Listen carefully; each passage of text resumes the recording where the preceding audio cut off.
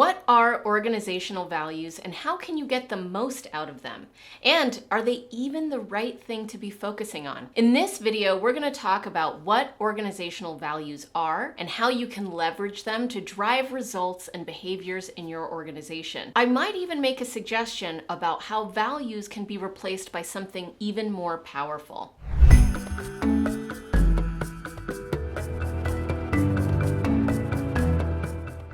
Most organizations have stated values. These are keywords that companies typically have on their website to help share with the world what they stand for, what values are important to them. Those values can stay the same over time without ever changing, or they can change frequently. Sometimes new leaders come into an organization and they'll change the values because they want to put their stamp on the organization's culture. So what are these values exactly? How do organizations come up with them? And are they really the best way to go about driving behavior? In this video, we're going to talk about what values are. I'll share some examples of organizations that I've worked with in helping craft their values, and also talk about the pitfalls of values and some of the blind spots that leaders often have when it comes to organizational values. Values are typically intended to guide the way employees think and act. Now, this means that the company or the leadership of a company will pick the top values that are most important for them in terms of how their employees behave. One very simple way of coming up with values is to Google the word values and find a massive list of all the values that you could choose from. Have your different employees vote on which values are most important to them, and then narrow it down till you get to 3, 4, I've even seen some companies have up to 10 values, which is probably a little too many. And then what do you do with those values? That is the question. Companies put them on their website, as I said. Some will create slides around them and share them with employees. They go on the walls in the office, and people look at those values on the walls, and the question is, do they act differently? Do they think differently? Do they adopt those values as their own? Well, the answer is not unless you do the next step. The next step is ensuring that those values become ingrained in your organization's culture, because values on a wall or on a website don't do anything to determine how an employee thinks and acts. And so many companies do the values exercise, post them up on the wall, and leave them there. And all the employees know that they're there, but they are ignored. There's a better way to guide how your employees think and act. And I would suggest that they're better than the values that most organizations have. And they are cultural beliefs. The way that we define culture is the experiences we share which shape our beliefs. Those beliefs determine the actions that we take, and those actions get results. So if you want to drive sustained behavioral change in your employees within your organization, coming up with values and putting them on the wall isn't going to cut it. Oftentimes that feels like lip service. And many times organizations will pick values that they want their employees to behave like. They're aspirational, but they're not actually being exhibited in the moment that they are decided upon. That is a terrible mistake. Beliefs, on the other hand, cultural beliefs, are a more powerful way to drive action because they can be informed by our experiences. The experiences that we have in the workplace, for example, even in a remote environment, if I log into a Zoom meeting and I notice that the manager I'm meeting with is 5 minutes late, that's an experience. I have an experience that creates a belief in my mind. That belief might be that my manager doesn't care about me. My manager doesn't think that my time is important, or maybe it's something else. My manager is very busy, and I'm grateful that they were able to make it as soon as they were. Those beliefs depend on the experiences that we have, not just one experience, but many, many, many experiences. So we can reverse engineer that definition of culture to intentionally create beliefs in our employees by creating intentional experiences that will lead to those beliefs. And those beliefs are best communicated in I statements. For example, be bold. I embrace transformation. Team first.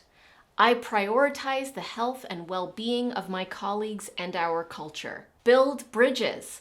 I explore and collaborate outside of my department and my team. Those are all excellent examples of cultural beliefs that we can help our employees believe by creating experiences that reinforce those beliefs. Values are typically one word.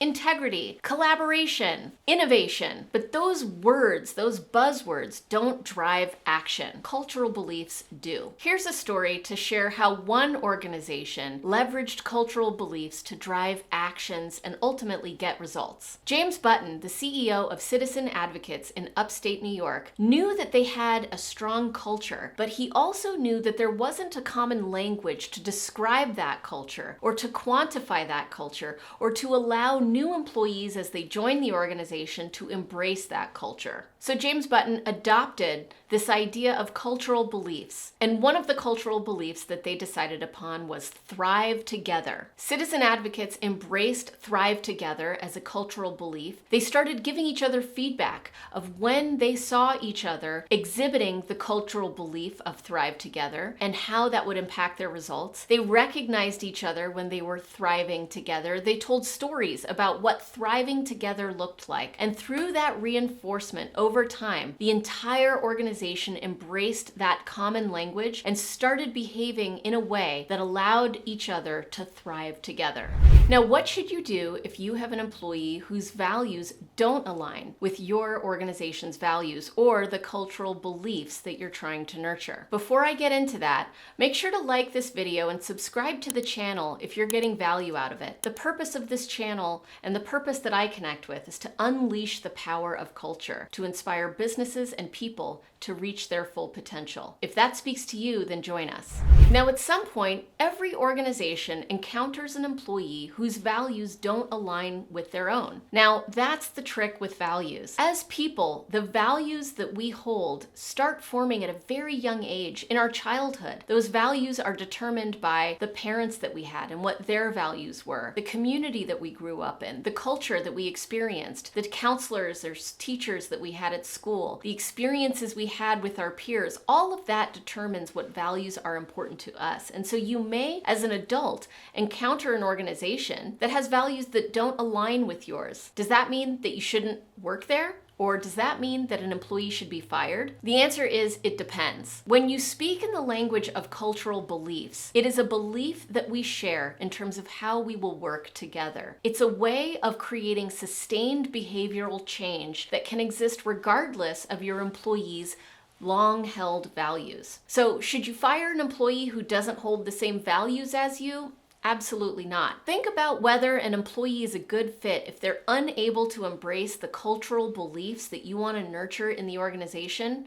Maybe, because ultimately, when you allow people to behave in a way that is counter to the cultural beliefs you want to foster, that is an experience for everyone else in the organization. It's an experience that they see that the cultural beliefs are not being nurtured or taken seriously or being fostered with intention. So an employee who's not embracing the cultural beliefs and consistently acting a way that is opposite of those cultural beliefs can create friction in the organization.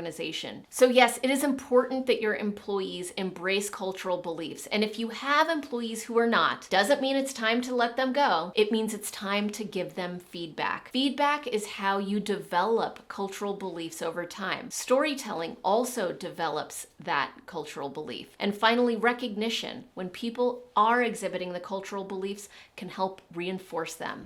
If you'd like more information on how to create a culture that fosters feedback, then check out our video called How to Create a Culture of Feedback in the Workplace. You can click on the link below. We also have some free tools for you around workplace culture. Those are at gift.culture.io, or you can click on the link below in the description to download your toolkit on workplace culture.